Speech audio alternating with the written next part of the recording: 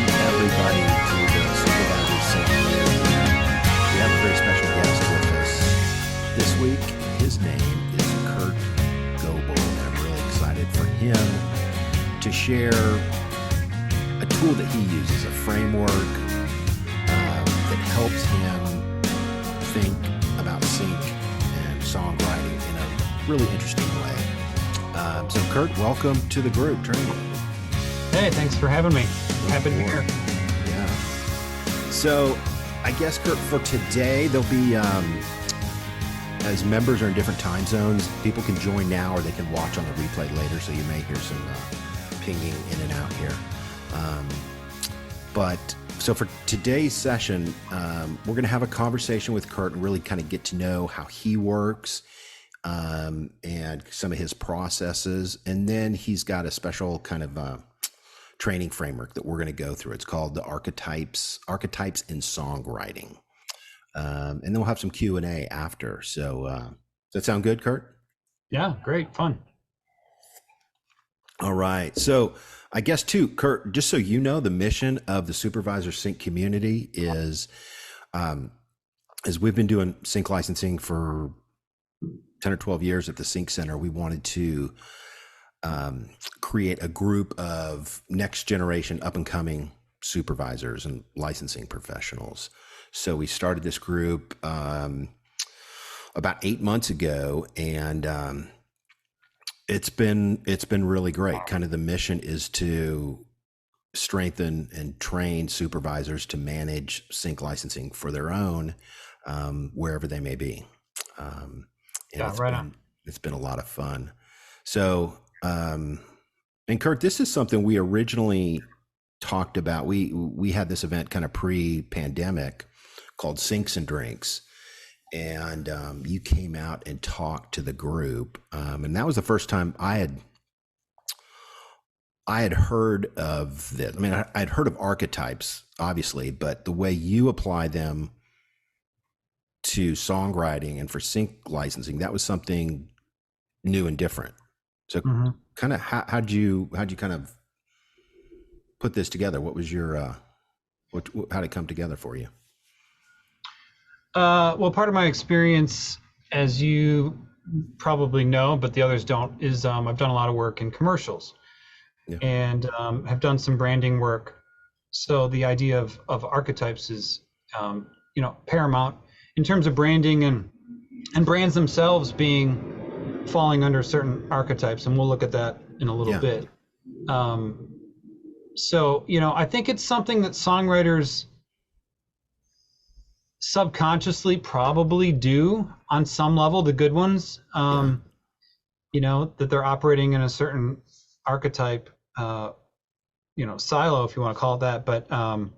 But once you really become intentional with it and you really start to look at, from a sync perspective, how the shows are marketed and how, trailers work and all of that, then if you can align your writing with their storytelling, and archetypes are all about the different types of characters in stories, then you have a much better chance. It takes the one thing that I don't do, and the whole idea of like, hey, let's get together and write. Okay, well, what do you want to write? Oh, I don't know. Let's have a game plan. And for sync, we can be very intentional. So, it even extrapolates out into certain artists, their artistic, presence and their sound and who they are is right. And they're even an archetype, the good ones. If they were to think of like, what's their personality driving their artistic vision, and their songs are in line with that. So then it becomes about, okay, well, I'm going to write with artist X tomorrow, and I know that their voice sounds like this and their messaging is typically like this. This person fits over here, so, and I'll show you, but like this artist is very much has a really warm and a warm tone to her voice, so she could fall under the caregiver archetype. So let's do something along those lines. So what's interesting here, Kurt, is like this is you're taking like a filmmaker's approach to music. Like archetypes, like when you think about archetypes, you think about Star Wars, you think about The Godfather, you think about these iconic characters that are very universal, like they're kind of undeniable. Like everybody attaches to Luke Skywalker or Rocky or Don Cort, whoever, you know. Right. So it's kind of like you're using something that is a little bit impervious to trends, impervious to subjective, do I like it or not? It's like when you're talking about, I'm looking at some of your slides that we'll get into in a minute. When you're talking about the lover or the hero, you're kind of creating something, I don't want to say timeless, but your odds are better. Right. Because you're creating something that is attached to something that doesn't change. Is that fair to say? Well, it is, because, you know, 200 years from now, if you tell somebody, oh, well, that character is the hero in the movie, they're going to know, well, I know what a hero is. It doesn't matter how it's dressed up, right? Right. So, you know, Thor is a hero and he's got his cape and his hammer, you know, but in 50 years, the next hero is going to be in a different outfit and it'll be dressed up differently, but we'll still know he's the hero. So we can dress up the hero in different production, and this year it might be strings, and next year it might be synths, and the next year it might be guitars, but the messaging, the DNA of the song is a hero, and everyone knows what a hero is. Right. Or a caregiver or a ruler or a creator. I mean, I'm looking at some of the other things that we'll talk about. That's interesting. So yeah, you're kind of, it is impervious to, you know, everyone's going to always know what that is. The styles will change, the trends will change. That's interesting. Can you talk about kind of like what your day-to-day looks like? I mean, you're a producer, you're a songwriter, you do a lot of syncs for film and TV. What is, give us an idea of what your week does. Well, lately I've been writing more than normal. So I'm a little behind, but I, you know, like, what a week looks like right now would be if I have a write on a Tuesday and have a write on a Thursday.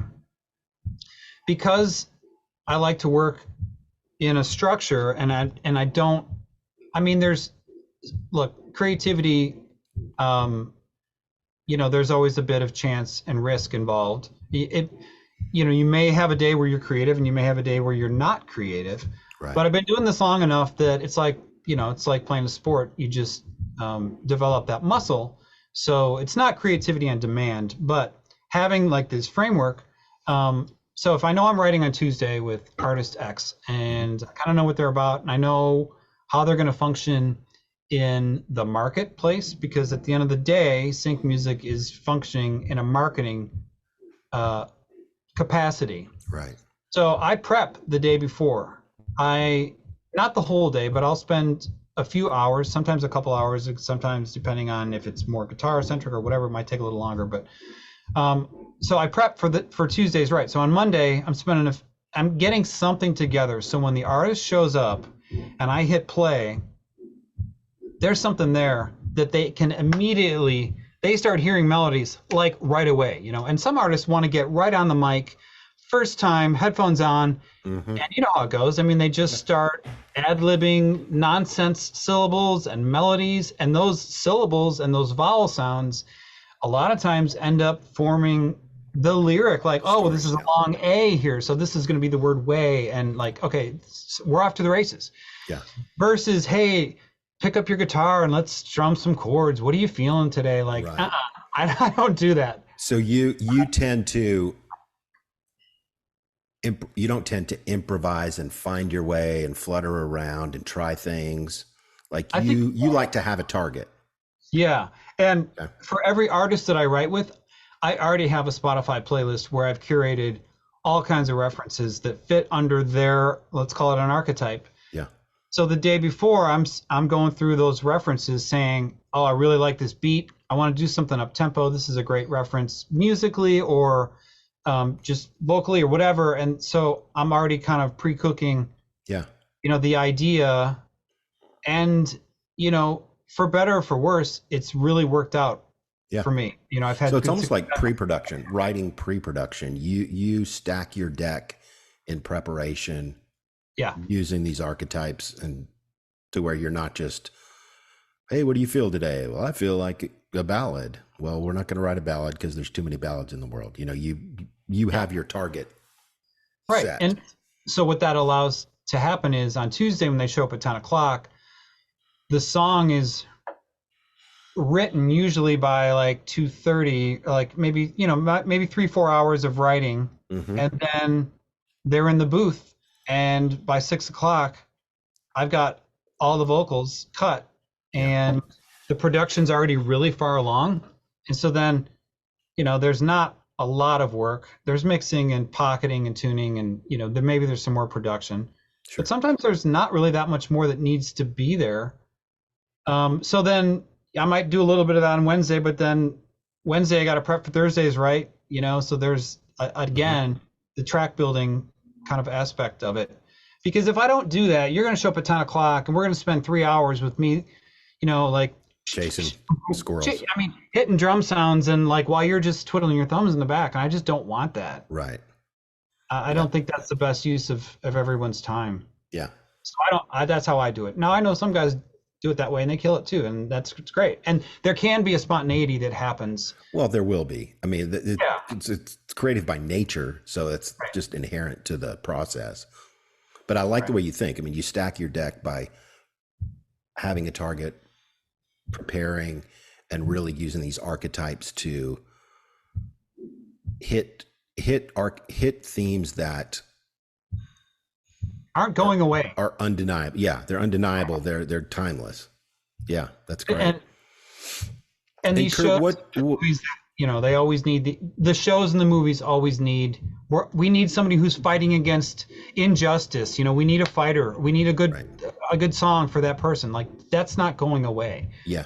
So you're stacking your odds, like you said. Yeah. And Kurt, what have you been working on in the last few months? What's been on your plate?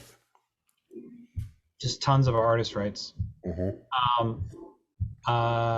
You know, over COVID, I was lucky enough to get a lot of work for hire stuff. So I was writing just instrumental music for a big project.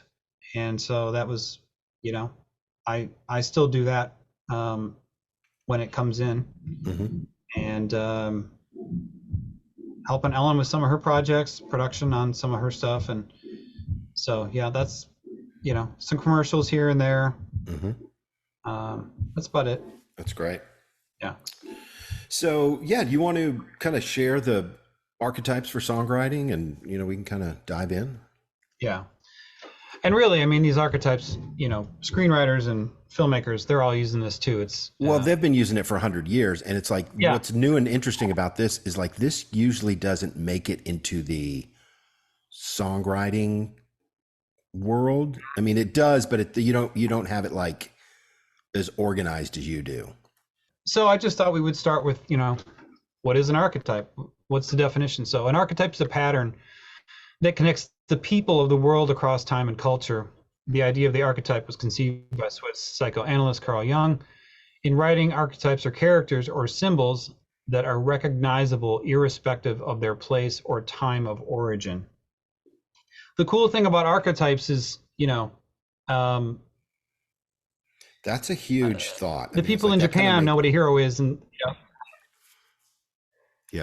it's cross-cultural, and it's not bound by time or style, right? So, and these all occur subconsciously, that we all sort of just understand this. So, the idea that it's cross-cultural is really fascinating, I think. So it's like, this is just a human experience, right? Period. It's not regional. It's not, So, which is why it's so is powerful and has such deep roots, you know? Yeah.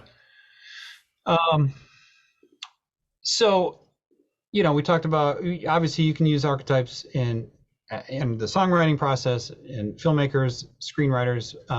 But I just think it's interesting that, you know, brands fall under these archetypes. Mm-hmm. So, if we look, can you see over here the Explorer? Yeah. Okay. So the North Face, which is like a clothing company, right? Can you take a run around the bases and just hit on the archetypes real quick? Okay, yeah. Well, so they're listed here on the left. So the 12 major archetypes, according to Carl Jung, are the innocent, sage, explorer, the outlaw, the magician, the hero, the lover, the jester, the everyman, which I think is funny is Target falls under the everyman brand, or the everyman archetype. The caregiver, the ruler, and the creator. So in my world, in the songwriting world, the ones that get used a lot are the hero and the outlaw. Now you can think of the outlaw, sometimes it's also referred to as the rebel. Mm-hmm. So the hero, the outlaw, the explorer is a big one for commercials. Right. Were you going to say something? Interesting. So everything is distilled down to these 12 archetype characters. Yeah. Interesting. I've heard of king, warrior, magician, lover, but I've never seen all 12 of these. Yeah. Interesting. So the king would be obviously the ruler. Mm-hmm. There's some interchangeable names, how they name them. Yeah. But when you think about it, now if we look around the wheel here, it's like, oh my gosh, this is a no-brainer. Like, of course, Dove, who's body care soap, would be the innocent, which is also the caregiver. And Apple being the creator. I mean, you're like, yeah, they're super creative. And Google being the sage, Google's got all of the information, on the internet cataloged, and for better or for worse. Yeah, right.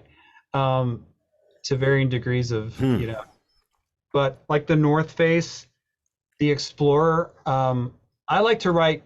So it's funny because certain styles of music fall under, they lend themselves to be used under certain archetypes. So yeah, I like writing like just fun pop stuff that's kind of happy clappy and it's got a smile to it. And the Explorer archetype, if you think of like even the, Jeep, the brand Jeep, and what they sell, they're selling a lifestyle, and so is the North Face, of exploration and of getting out there and seizing the day, go hiking, go on a road trip, get out in the mountains, get outdoors. That's an explorer mindset, an archetype. So you can see it in the way commercials are shot and how what are they portraying? What are they really selling, right? Yeah. So they're not selling widgets. They're selling experience. The expansive outdoor explorer. Right. That's interesting.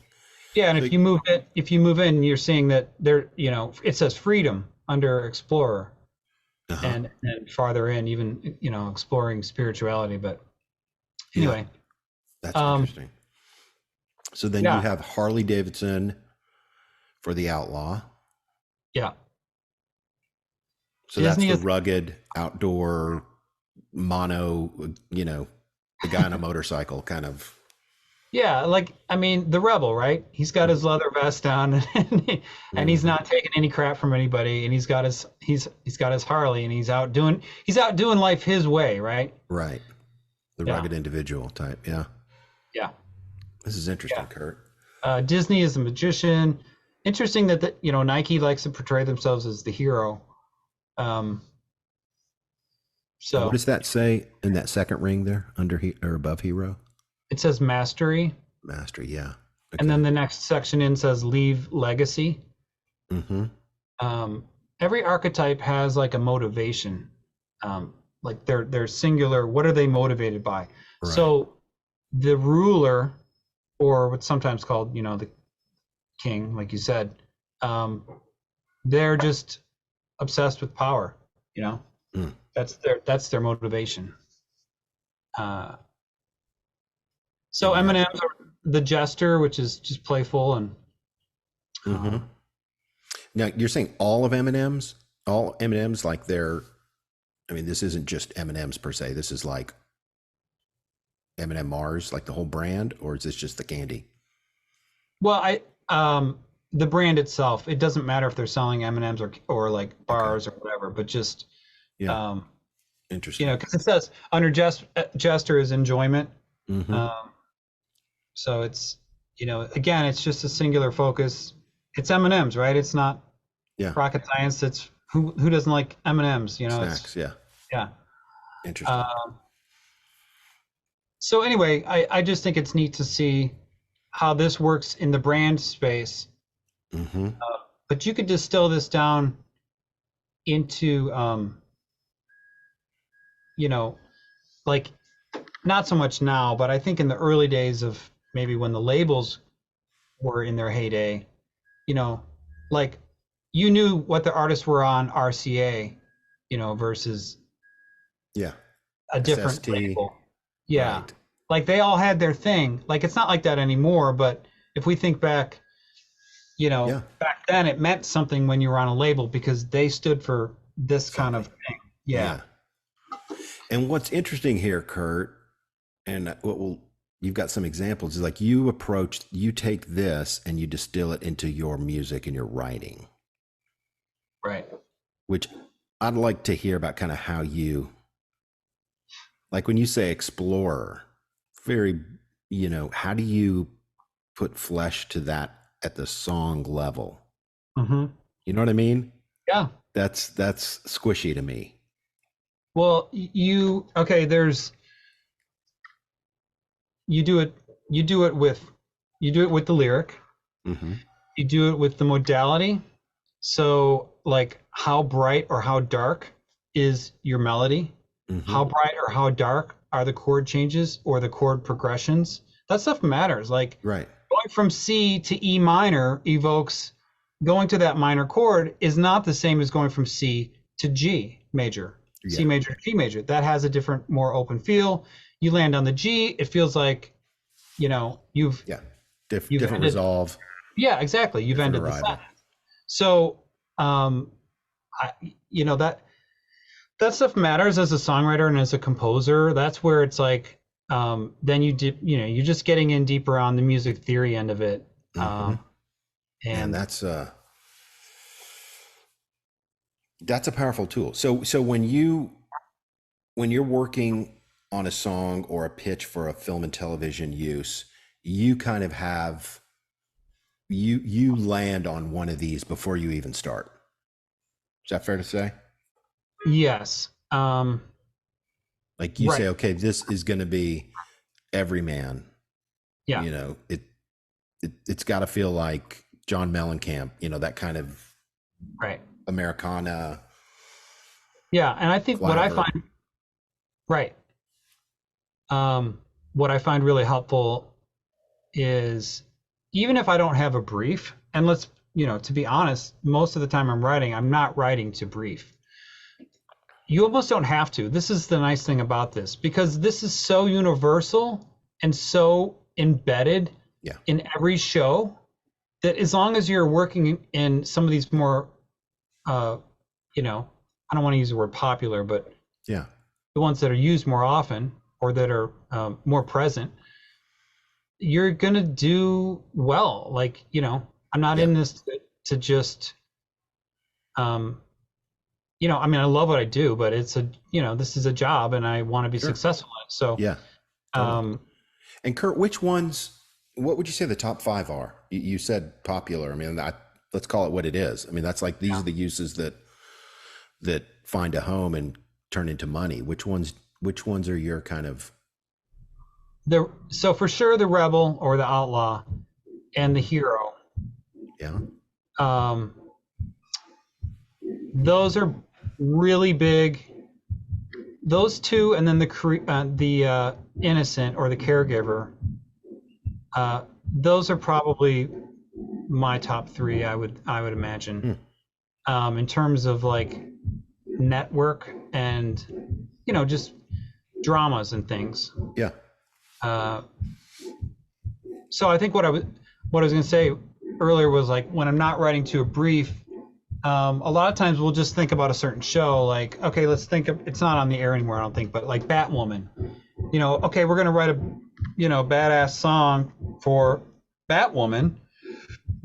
Where does she fall? Well, she's kind of a hero, but she's kind of an outlaw, like there's a dark side to her. So, that's going to inform the lyric, and that's going to inform, the production choices.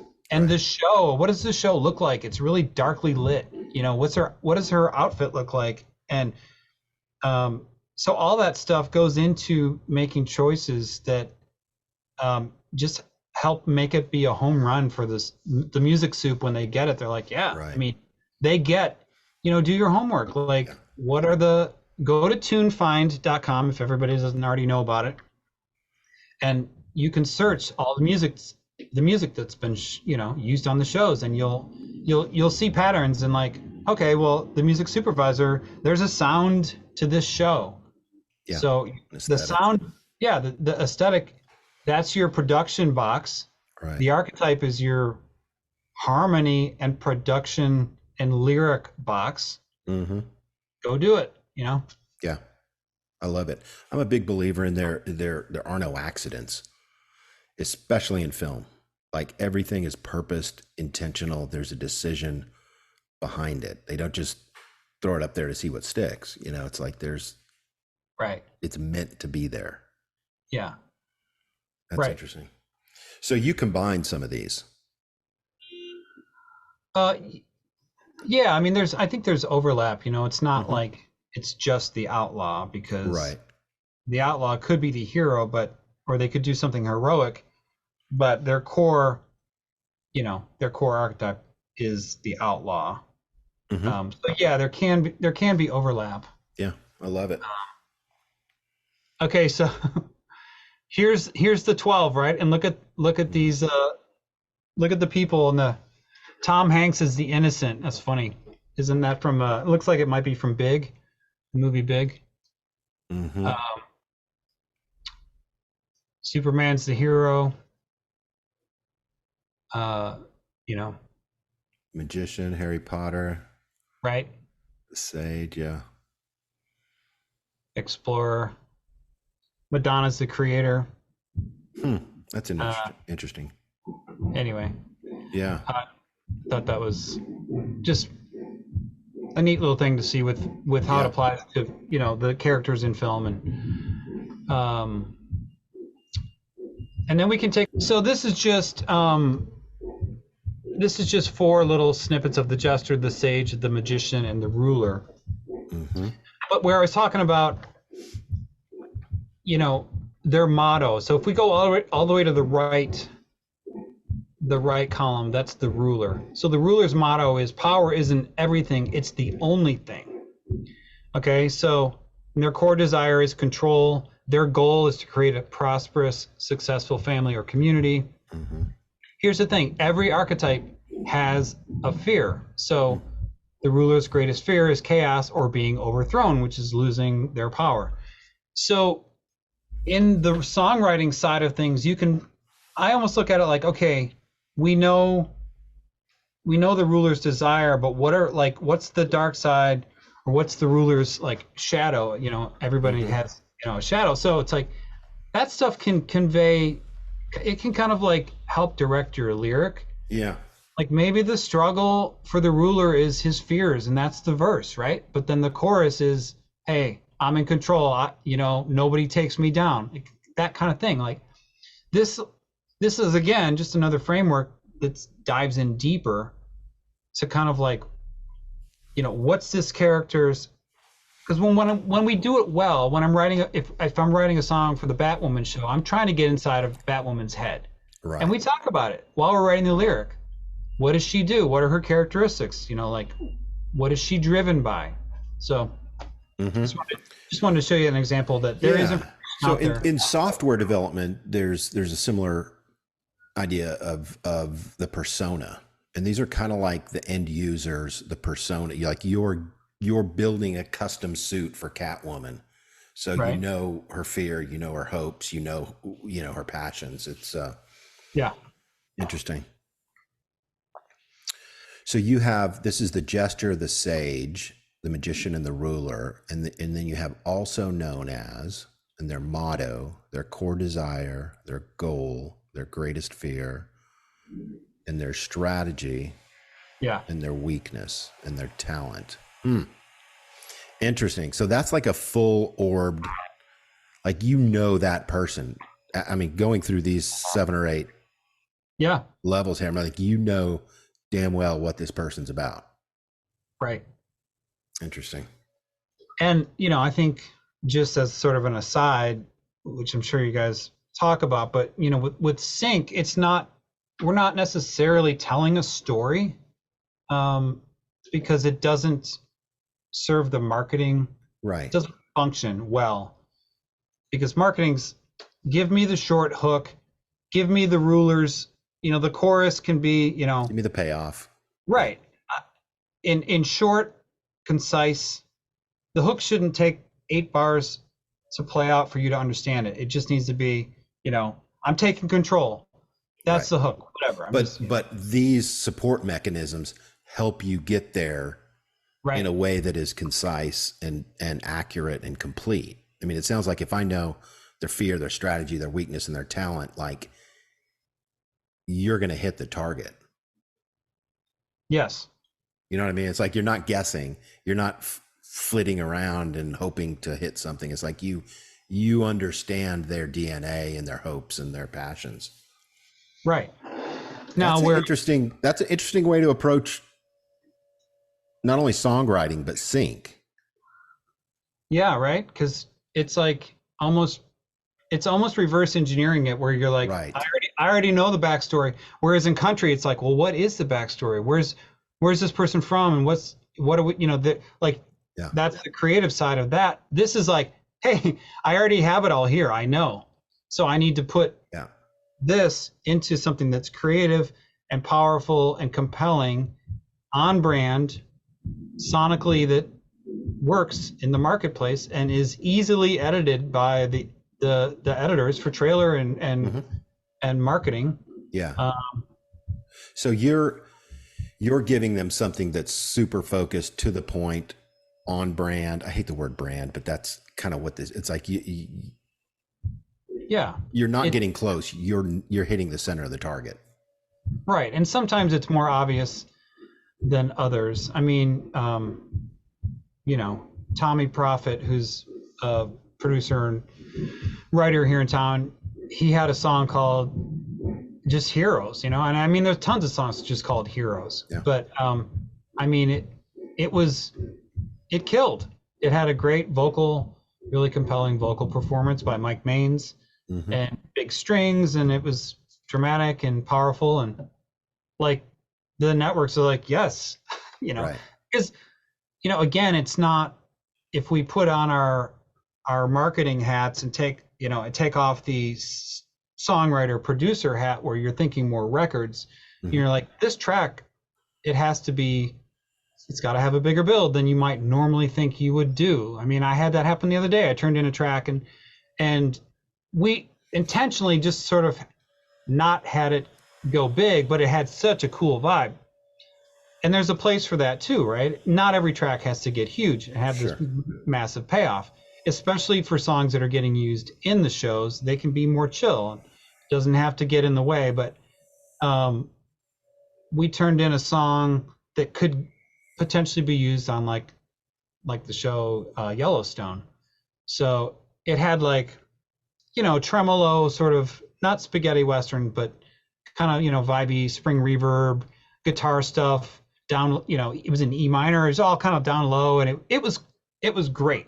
It was vibey. The guy sang in his lower register. We'd gotten some creatives saying, or some briefs saying, we need more music like low vocals like Leonard Cohen, but they didn't want Leonard Cohen songs, but they were just saying, like where it's not, it falls in a lower range. So anyway, we turned it in, and I had some cool, like, darker percussion that was cinematic, but they're like, we need it to build, it's got to get bigger. And I was like, we didn't make the track. I ended up doing some revisions and we built it out bigger. But all that to say, it doesn't always have to do that. Mm-hmm. Yeah. But again, we were working, an archetype that day on the right, that this guy's a wanderer and he's out fighting. Yeah. He's kind of out on his own and he's fighting against some demons. He's fighting against some other things, so. I love that. And Kurt, you talked about briefs a bit. Yeah. I wonder, for us at the Sync Center, there's some kind of questions around briefs. I think there's a lot of kind of over briefing where people send out briefs that are closed, and like we don't really pitch to briefs, but I know that's a lot of people do. What's your approach to that? Because I've found that there's a lot of, I don't know, bad actors isn't the right word, but there's a lot of pay to play stuff to where you're pitching for a brief that is 6 months old and that project has been done already. What are your thoughts on briefs and pitching for that? 1000% agree. So here's the thing. The whole idea of the archetypes is to get away from writing for brief. Right. So you kind of circumvent the brief. Totally. Like even if there's not a brief, there's gonna be a brief, a legitimate brief, a real use coming up in 2 weeks for the hero or the wanderer or the lover. Yeah. Interesting. Exactly. It doesn't matter, because here's the thing. By the time I get the brief, the creatives have already changed their mind and I don't know it. So it's 3 weeks old. It's 4 weeks old. Exactly. Or they've already found a track and, am I going to, that's the thing. I don't want to be chasing briefs, and I don't want to be chasing my tail, like staying up all through the night because we got to get the song in tomorrow because they need it. And it's unfortunate because it's become so popular for the pay to play, pitch to the brief or pitch to supervisors. And it's like, it's a losing strategy. I think it's a bad strategy that I tell people. It's like, don't play that game. It's like, no, you exactly, John. You're 150th in line behind 149 other people, and the deal's closed to begin with. So why? Right. Yeah. But if you can have a catalog of stuff that's based on these archetypes that is in line with, what's being used and the current sounds and all of that, then you're skipping over the brief, because you'll already have songs. Your songs are going to work for a lot of briefs. Legitimate briefs. Yes. Right. Because you're like, oh, I have a song about that's up tempo and fun about feeling free, because they want to sell cars, they want to sell phones, they want to sell shoes. All those products are selling freedom and fun, and like, okay, yeah. Hey, my song's like, let's have a good time. It's fun. It's up tempo. It's going to work for the shoe. It's going to work for the phone. It's going to work for the car. Yeah. Done. That's a pretty important thing. Like circumventing the brief bullshit. Yeah. That's a big deal that I wish a lot of creatives, people who pitch music and write music, it's like they're playing the wrong game. They don't even know the game that they're playing. Yeah. So yeah, what you've got some examples of these, Kurt, of some projects you've done? Yeah. Let's see. I'm going to hide this. Sure. And okay, so I'm going to play. Here's an example of a song that I wrote with an artist. Her name is Anna Graceman. And so when we wrote, I said, this was actually kind of the tail end of COVID. And I said, all right, here's what I think. I think that coming out of COVID or nearing the end of COVID, I said the brands are going to want to reassure that we're all going to be okay. Right. They're going to want to put out messaging that's probably like that. So turning the corner, we're going to make it. Right, exactly. So that's the caregiver archetype, I felt. Okay. And So we wrote this song called Be All Right, and I'll play a snippet Yeah. of the song, and then I'll show you it. It ended up landing a commercial, and I'll show you the commercial. So how much of this you want me to play, John? I don't want to like bore you, but like, can I play 45 seconds, 50 seconds, whatever you need. Okay, yeah.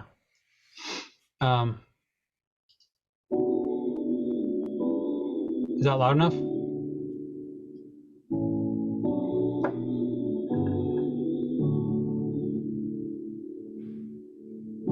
So much wondering, it's uncertain. We don't know just how it ends. Through the struggle and all the searching, we will find ourselves again. We'll walk this road until we're home. It will be alright. Oh, we'll be alright. And I won't let you fall. I'll be right by your side. You just keep holding on, it'll all be alright. So that's the gist of it. Later on, it it gets bigger. I'll be right by your side. You just keep holding on, it'll all be alright.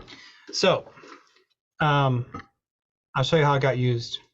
They actually didn't use any of the big part, and they made an edit. And obviously, this is just a 30-second commercial, but this was a national spot that Tide used. Now, this isn't necessarily about COVID, but it was one of Tide's programs where they were coming into communities after disaster and like giving supplies and stuff for people to do laundry. And so here is the spot.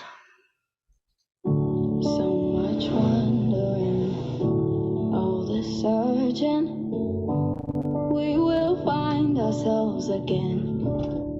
After a disaster, you don't just want something new, you want what's yours. That's why Tide Loads of Hope is expanding to provide clean clothes to more people in crisis. With every purchase of Tide Hygienic Clean, you can help too. Be alright.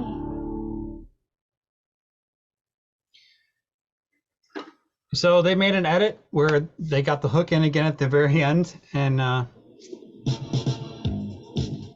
it worked. Oh, you're muted, John. Oh yeah, sorry. Yeah, that sounds great, man. I love that spot. So you wrote that preemptively coming out of Rona, thinking that people are going to need that warm blanket at some point. Yeah, it was a bet. Yeah, Paid that's off. great, man. I love it. Yeah. Okay. So the next example is, okay, this was a song, you probably know Jason Eskridge, right? Mm-hmm. Yeah. So Jason and I and Ty Smith wrote this song. And again, it wasn't to a brief, I mean, like if you do your homework, you know the shows that the networks are running, and you can look at the themes. So the show The Rookie, which is, kind of a cop drama. We wrote, it's along it's kind of the hero thing, fight for my life. It's about the struggle, that the show, the cops they're doing all kinds of heroic things, but just the broad theme of this is just this guy's a fighter in terms of the song. So, and it's funny. So I'll play you part of the song, but again, just in terms of understanding how the stuff functions in the market, like just the simple chords up front with the piano, and then the short hook is, I'm gonna fight for my life. That's it. Like, you don't need any more lyric to know what else, you know, that's the whole message, right? So it's a short hook.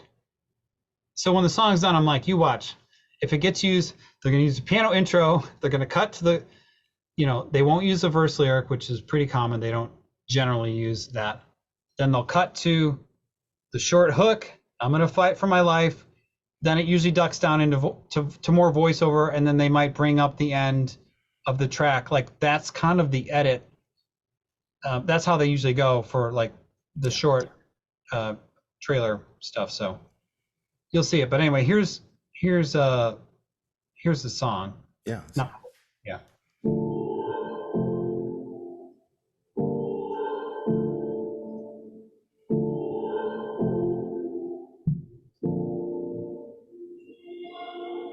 Knocked down and counted out. I'm the one they forgot about. No chance to win the game.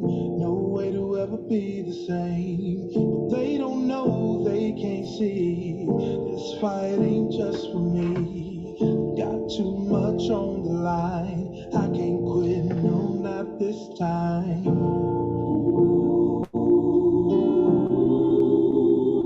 I gotta fight. Gotta survive. I ain't never gonna give up. What a voice. Never gonna give up. I gotta fight for my life. I ain't never gonna give up. I ain't never gonna give up. So yeah, I mean, Jason's just amazing. His voice is like, oh, just pulls you in. Yeah. You know, so again, like, and it's so soulful, and you know, it just works. So Yeah. put Real B3 on there just for, you know, to up the emotion of it, and big stomps and claps just so it carries the weight of, you know, when you put it with a visual. So And you would say that's the hero? yeah, I mean, I think so. Mhm. Um, Is the hero kind of the warrior, the fighter? yes. Okay. Yeah, that's great, man. Yeah, Jason sounds great on that track. All right, so here's the spot. Okay. Go full screen. Big changes will be made moving forward, and those changes will start here, right now. I gotta fight for my life. Your job is to serve and protect the people. If I can't handle talking to her while she's in a cage, I shouldn't be a cop. I show up pregnant on day one. That's all they will ever see me as. I can't undo the mistakes I've made, but I can help make them right, no matter what it costs me. The season premiere of The Rookie, Sunday, January 3rd on ABC. I mean, it's, you know, it's so short, it goes by so fast, but it did what it needed to do. Eric, Yeah, I love that. Conveyed the emotion. It helped with the marketing. The messaging was perfect for, you know, what they're selling that week. Yeah, that sounds great, man. Thank you. All right. I'll play a snippet of this. Now this song, this hasn't placed, but I felt like we kind of were working under the Explorer Mm-hmm. archetype for this, and it's kind of it's just like a pop. It's a fun pop song. The title is Wherever We Go. Mm-hmm. So you'll see when it gets to the chorus. It's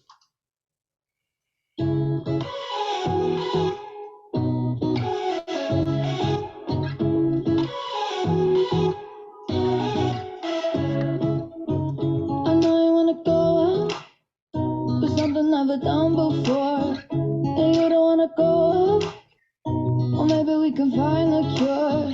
Do you wanna play hide and seek? You wanna end up where we're meant to be? Baby, won't you let me read? Just let go and follow me. Chasing stars, shining bright like a match, ready to light. We'll together. When I take it anywhere, we'll go wherever we go. Touch the sky, you and I, we'll go wherever we go. Wherever we wanna be, and free this company out. Take it anywhere, we'll go wherever we go. Mm-hmm. You know, it's light, it's fun. We go wherever we go. You know, it's just carefree. That stuff is such a common, you know, theme. Now, would Jeep use this? Probably not, because it doesn't have maybe the grit. Mm-hmm. But you know, for certain products, it'd be great. Yeah. So, I mean, I have fun doing tracks like that, and it's fun. You know, it's just you have a little. It keeps it interesting to not always be in the same, you know, vein. Yeah. I love that. That track sounds great, Kurt. And who'd you write that with? So that's the artist Gail, which she so she like blew up. Do you know who that is? I don't. She has this song like ABCDFU. Yes. Yeah. So so I wrote that with Gail and Michael August. Mm-hmm. It sounds great. Yeah, it's fun. So the Explorer things can be, you know, they can be a little more acoustic driven, where there's acoustic guitars or, you know, ukulele. It's fun. And thinking about this through the archetypes here, I could imagine for you, like I wrote for Sony back in the 90s and produced music for 10 years. So it's like you tend, as a producer, you kind of do what you do. Right. Find your strengths and you kind of stick with those strengths. This kind of, you know, I could see how this kind of keeps you fresh because you're not always doing guitar focused, you know, rock. You're not doing the same damn thing every 3 months on every record. Exactly. Yeah. And that's why that's why it's fun. And that's really, that's what, you know, and even back, you know, 10 years ago, that's why I loved doing commercials, because one day it'd be a thing that where I'd write a horn arrangement and then the next week it would be a rock thing or an electronic thing or whatever. Yeah. Or an orchestral. I've always loved, you know, thankfully I have a rich background, you know, musical background, and that's really helped. But yeah, I have about 4 or 5 kind of, I call them lanes, but that I like to work that I can and I'm good at. You know, like I don't do everything. I'm not your first guy to go to for like legit hip hop. You know, I'm not that guy. But I totally get that. Yeah. So Kurt, can we share these slides out with the group? Yeah, of course. Okay, that's awesome, man. And question, just kind of broadly, Kurt, what are you seeing going on that's interesting to you in the music and sync world? What do you, any trends that you're seeing that is interesting or compelling? Or uncompelling? I think the hip hop thing has been picking up steam for several years and continues to. Mm-hmm.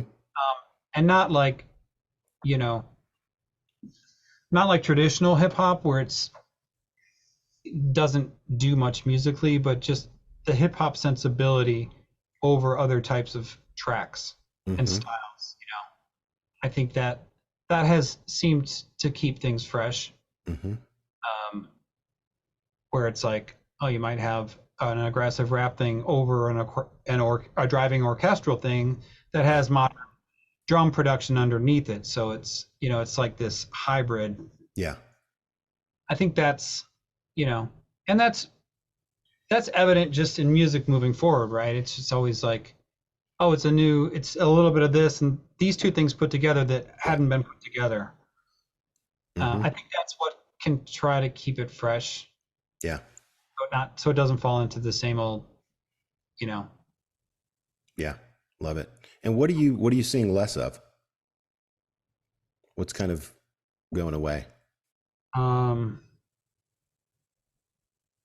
don't know. I mean, this is not a creative answer, but this is a business answer, is that I see, there are networks that are starting to move to more of a buyout model. So I see a lot of the low hanging fruit going away. I think the trailer companies will continue to license, and Netflix and all of the streaming.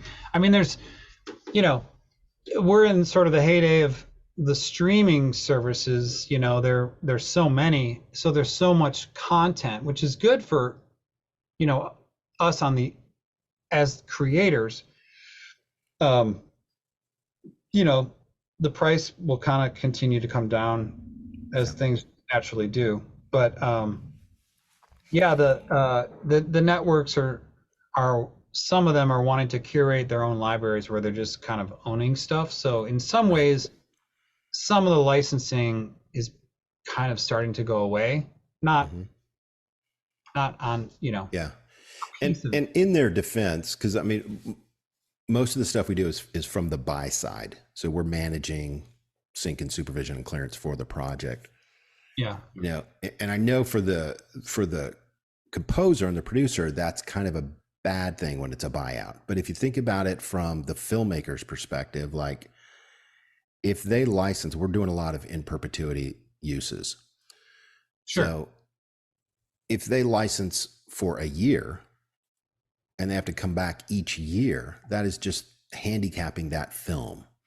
Of course. So it's more expensive to do an in perp use, but they just want it done. They want to be able to let it go to Roku. They want to be able to let it go to all the different streamers, and they don't want to come back every time. They just want it done, buttoned up, and ready to go. We're seeing a good bit of that to where it's like, it's just all inclusive and perp done. Right. And I get that. It's like, why would they hire us every year if we can do it once and complete it for them going forward? Sure. It's much more expensive, but I get it. Right. And just for clarity, for anyone watching, I think, like a composer that gets hired to do the score for a movie, that's a buyout. Now, the songs that get licensed in the films, those typically are not a buyout. Those are licenses, like you said, but those are in perpetuity because obviously they're living in the film. Right. And what the buyouts that I'm seeing happening are at the network level, where Fox wants to own songs that they can use for their promos for next week's show instead of licensing from you and I. Yeah. So that's just for clarification. That's what I'm. Yeah. That's a great point. Good, Kurt. Well, man, thanks so much for jumping on and talking about this. As we've been talking about sync and supervision, I've thought about what we talked about 2 years ago at Sinks and Drinks and the archetype, everything we just talked about today. And I thought that would be it's a really smart tool that, you've kind of applied to music. I mean, we've all heard about archetypes in film, but you're bringing it to music. So, thank you for joining us. This was really great, man. It's fun. Yeah. Glad to do it. And what's the website? What's the best way to get a hold of you? My email is kurt@worldwidegroovecorp.com, and the website's worldwidegroovecorp.com. Gotcha. Yep. Kurt, thanks so much, man. This was fantastic. You're welcome. Thanks, John. All right.